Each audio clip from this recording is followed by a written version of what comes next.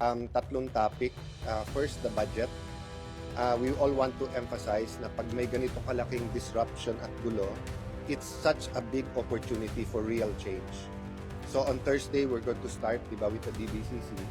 Kung usual na naman yung question natin na will we be able to collect enough, ano ang dollar exchange rate, ano ang porsyento ng Mindanao, Visayas, Luzon. Those are all important and valid questions. But it's not the main question. The main question is, after lumabas yung massive corruption, and let me emphasize, hindi lang po yan sa DPWH, hindi lang yan sa infra. Whether we talk about DIR, whether we talk about pangingikel, whether we talk about mga kung saan pwede mag-build, hindi saan pwede mag-build, saan pwede mag-mining, saan hindi pwede mag-mining, how we destroy the environment, whether we talk about red tape, whether we talk about how the oligarchy or we can point fingers, but instead of pointing fingers, hindi naman pwedeng everyday blue ribbon ang hearing natin, di ba? So if you have a 6 trillion peso budget, it can make real change. And when do you start? So yun yung po sa amin. We're looking at the next 25 years, no? 2026 to 2050. One of the most, ito addition ko lang to, no? One of our big threats sa atin, more than 20, some say up to 30-35% of our young people are in danger of stunting. Pagka nagkaroon ng stunting or yung pagkabanson, kahit may pera ka na later on in life, apektado na yung both physical at saka mental well-being nila. So that's the first point I want to make. No? Hindi to business as usual sa budget. It's a great opportunity.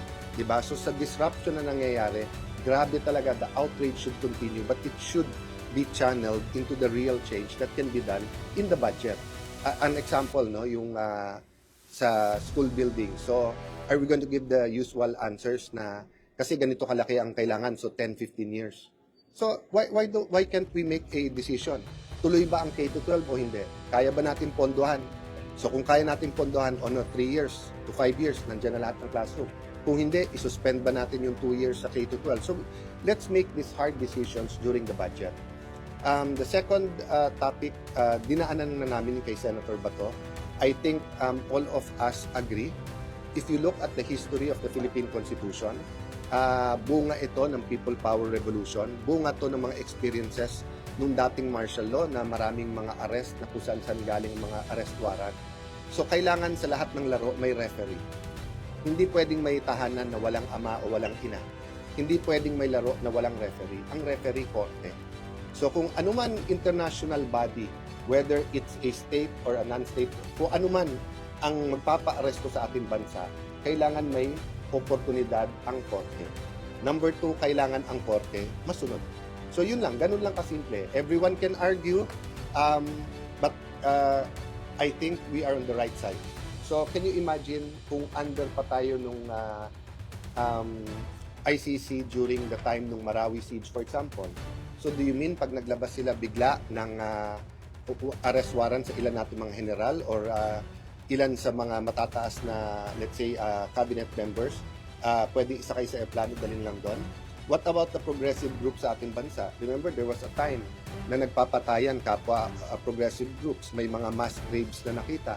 So pagka yan ay nakita, pwede mo na lang sulatan ang Pilipinas, pwede na lang mag-red notice tapos kunin mo na lang?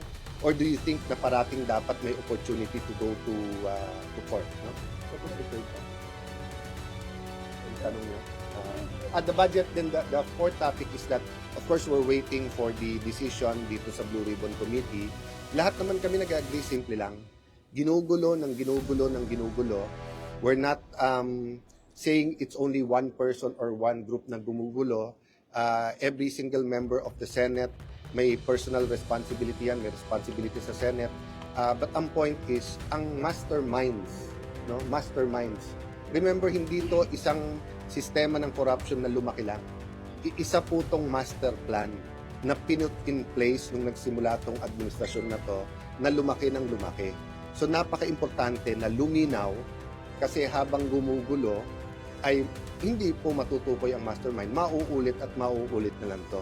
So continue the outrage, continue exposing, continue the investigation, but the frustration is growing because nga, as we predicted from the start, may gumugulo, ginugulo, pinapalabo ang malinaw. Diba? I'll give you an example ha. Kung ay isang kumpanya ay bumabaksak kasi late parati yung mga empleyado, and then may mga uma-absent pero hindi umaamin. Pero meron pong uma-absent na matagal at nagnanakaw, so yun po ang na-reveal kasi may sistema pala yun. O, nung inimbestigahan, sinabay-sabay na lahat. So, syempre, lahat ng mali gusto nating imbestigahan. Pero pag sinabay-sabay mo, magsasara yung buong korporasyon, di ba? Kaya ganun nangyayari sa ating bansa. In every city, municipality, barangay, district, province, may magkakalaban. And everyone wants to point sa kalaban nila for doing something wrong. Sinabi na nung ilan mga political activists, analysts, yung iba pong mga influencers, this is all about 2028. So many people want to knock out their opponent already now because no one will vote for corrupt people, especially at this point in time. Diba? And may panahon para dyan. Kasi nga, pag nagawa mo na yan, on the record na yan, kahit pa paano, lalabas yan. But the question is, do you want to get to the bottom of this scam? Diba? And do you want to show the Filipino people na hindi pwedeng ganitong pangloloko? Naloko na tayo magpapaloko ba tayo ulit? Diba? So, yun lang. I'll stop there kasi maraming details yung hearing. We didn't talk about the hearings of the details of the hearing, but yun nga ang pinag-uusapan namin lahat. Given na may budget, and we'll have to pause and finish the budget, how do we fix the direction of all of them? Yung ICI, yung Blue Ribbon Committee, DOJ, Ombudsman, kasi nga, nawe-weaponize pa rin kahit papano, wittingly or unwittingly. Sir, No, yeah, not today. Hindi ko, actually, from the day na lumabas until today, ako hindi ko nakausap. Parang sa minority, parang I think yung lawyer lang nakausap ng iba. Preparation. So, prepare at pag alam naman nila kung ano magiging itsura na nung warrant kasi dito nauna na yung kay President Duterte. So, tapos yung tamang ihahain sa korte. And kung may debate man, no, kung applicable sa kanya yung extradition rules o hindi yung sinasabi ng DOJ, simple din lang eh. Sino ba magre-referee? Pag sinabi ng ombudsman ganito, sinabi ni ES ganito, sinabi ni Bato ganito, sinabi ng media ganito, sino ba? Dapat korte, di ba? Yun lang ang pinaka-bottom line doon. Pagka tinanggal mo yung kapangyarihan sa korte, dictatorship na tayo. Sir, hindi papayagan, sir, na mangyari yung nangyari sa Well, pag sinabi mo kasing hindi papayagan, it's a question of authority and power, di ba? So, siyempre, kanino ba susunod ang mag-aaresto police? So, the question is doing what is right. So, when there is a question this big, what's right is there a danger in waiting and letting the court decide? Diba, unlike President Duterte, sabi nung iba, baka maging emotional, baka mag-people pa. I don't know. Ang daming baka, ang daming kaya dapat tulihin ka agad. Oh, but kay Senator Bato, if he is detained or he's arrested here and even given bail and then decide ng korte, may danger ba kahit kanina? So yung petition, kailangan pang antayin habang mag-decide yung government? Yeah, I don't want to go into the details nga kasi detalye na yan ng abogado ni Senator Bato at saka ng International Criminal Court. Ang point ko, pagka hindi nagkasundo, sino ba ang magde-decide? Hindi naman pwede kung sinong admin, siya na lang. Kasi hindi na tayo rule of law nun. Rule of men na tayo. So kung kakampi mo ang administrasyon, hindi ka extradite o padadala sa international criminal. Pagkalaban mo, padadala ka. There has to be a final arbiter. And if you look at the Philippine Constitution, iisa lang yan, yung korte. Sir, yung extradition law, kung state to state, okay, pero ito sa court to eh. Okay, so Pilipino ka, kinukuha ka sa ibang bansa, wala kang tatakbuhan, kawawa naman tayo. Kawawa naman tayo. Diba? Tayo na ang pinakakawawa sa buong mundo kung ang Pilipino ay kinukuha at dadalhin abroad at wala kang korteng pupuntahan. Tignan nyo yung history ng Philippine Constitution. Before the 1987 Constitution, kung saan nagagaling ang arrest warrant. Kaya, except for certain strict exceptions, halimbawa sa Bureau of Immigration, na kapag pumapasok yung foreigner, pwedeng arestuhin ng BID, hindi ka pwede mag-aresto ng walang pahintulot ng korte. So kung may arrest warrant galing saan man, hindi ba ang pinaka-logical? Kayo ang mag-isip, kayo ang inaaresto ngayon. let's say, napasama, kinover nyo yung drug war. May nag-testify ngayon na hindi ordinaryong media yan. Yan ang nagtuturo. Yan ang nagsabing patayin yan si ganito, patayin. Oh, hindi ka pwedeng pumuntang korte. Pero international court po, sir. Tapos doon ka sa lower court, sa local court. It doesn't work that way. That's completely wrong. An international court is not higher than a local court. In fact, many local sovereign courts are higher than international court. In fact, your local, kailangan payagan yung international. Kaya nga pwede kang umalis sa treaty. We don't have a world government. We have a Philippine government. That's totally, yung kung sino man ang analyst na nagbigay no, na mas mataas ang ICC, walang po yun, walang basis in law. It's the local ang unlike yung di ba yung RTC is higher than the MTC, CA is higher, but that's all local courts. Sa international, you have to give your consent. That's why even sa international tribunals, kailangan that's why the US is not part of the ICC kasi they did not give their consent. Yes. Yes.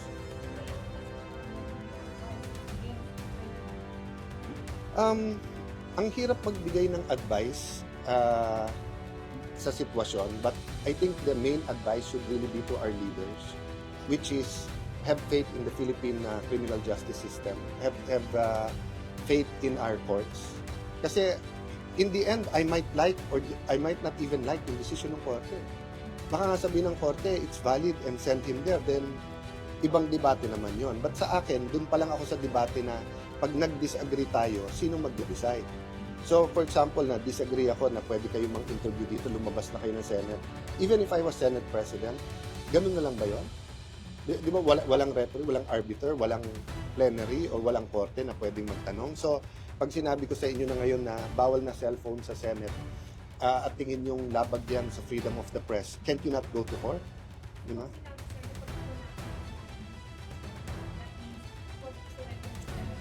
No, it's not about surrendering eh.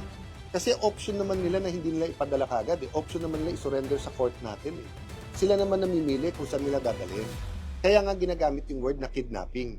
So kung alimbawa ako, hinuli mo ako ngayon, dinala mo ako sa bahay mo, hindi ako sinurrender sa bahay mo. Di ba? Pero kung meron kang kahit anumang papel, sa korte mo ako isusurrender or at the very least sa police, tapos yung police doon ako dadalhin. So yun po ang alangan talaga sa akin na may sistema tayo sa bansa na kahit sino pwedeng damputin na lang. Tapos kusan itapon. The world will continue to progress. There will be a lot of international tribunals. There can be you're talking about the International Criminal Court. What if we have an ASEAN Criminal Court? What if we have an Asian Criminal Court? Oh. What if we have a Thailand, Malaysia, Singapore, Indonesia Criminal Court? Yung ibig sabihin, kahit anong warrant na lang, hindi ka na pwedeng pumunta sa korte mo tapos ipapadala ka na lang doon. You have to look at all the possibilities here. So nangyari na nung nangyari kay President Duterte, yung mga antay kay Duterte, natutuwa. Yung mga gusto kay Duterte, nalulungkot. Did it help us as a nation? Did it provide jurisprudence? Did it give us wisdom? May guidance ba? Ngayon kay Bato, meron tayong chance. Hintayin natin kung ano sabihin ng korte. Kung kailangan natin pabilisin yung korte, pabilisin natin. Makiusap tayong bilisan nila.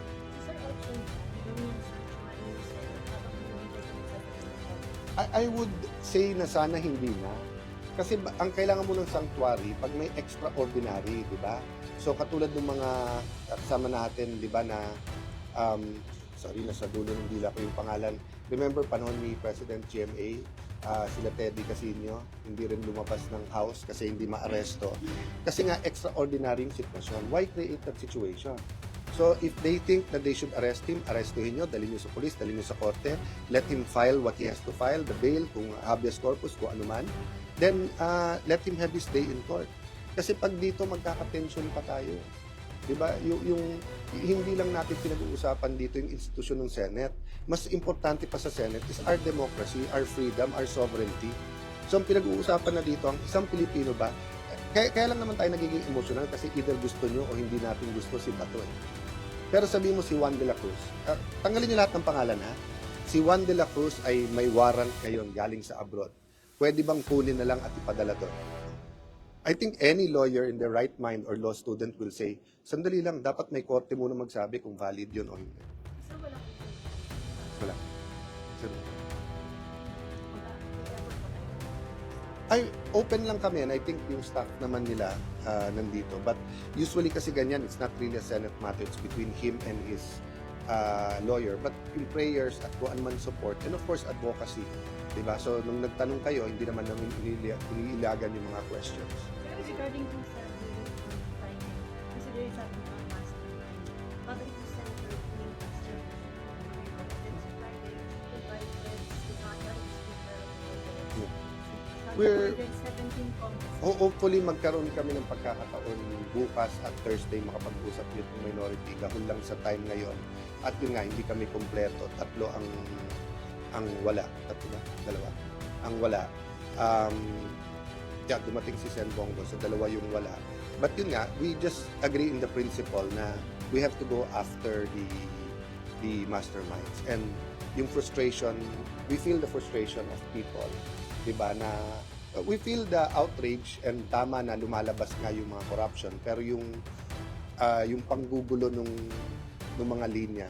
So the question really, remember, hindi naman dapat primary ang Blue Ribbon. And remember, yung ICI, biglaan binuo yun. So marami talagang, so let me put it this way, kaisa kami with you in trying to find the perfect solution for this gruesome crime. Diba? So hindi kami satisfied sa takbo of how we as a nation are handling this massive corruption scandal. This is a syndicated, systematic, hindi to yung corruption na lumaki lang, di ba? Sinindikato to. So kailangan matukoy tapos matibag yung sindikato. So, ito si Senator Bato chooses to stay here. Can he be arrested? I don't even want to go there muna because nga sa dami ng problema, isang malaking problema, credibility ng ating leaders. So do we want the debate to be whether pwede siyang hulihin dito o hindi?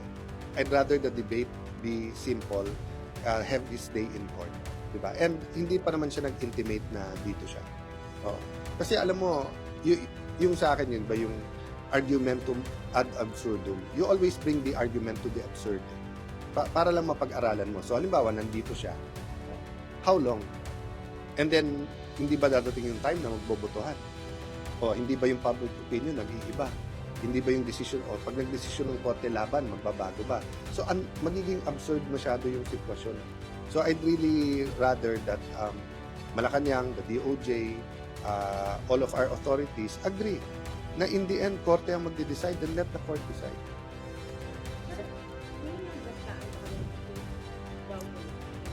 Basta't naman nag-break tapos may balikan, parating pag-usapan because nga sa 24 members, 'di ba? Siyam kami and then yung outside environment, 'di ba? But having said that, usually pag maingay yan wala yan. Usually. So wala namang attempt na.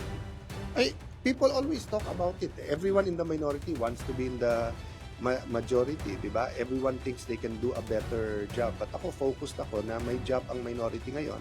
And I think our biggest job now is to give better ideas for the budget.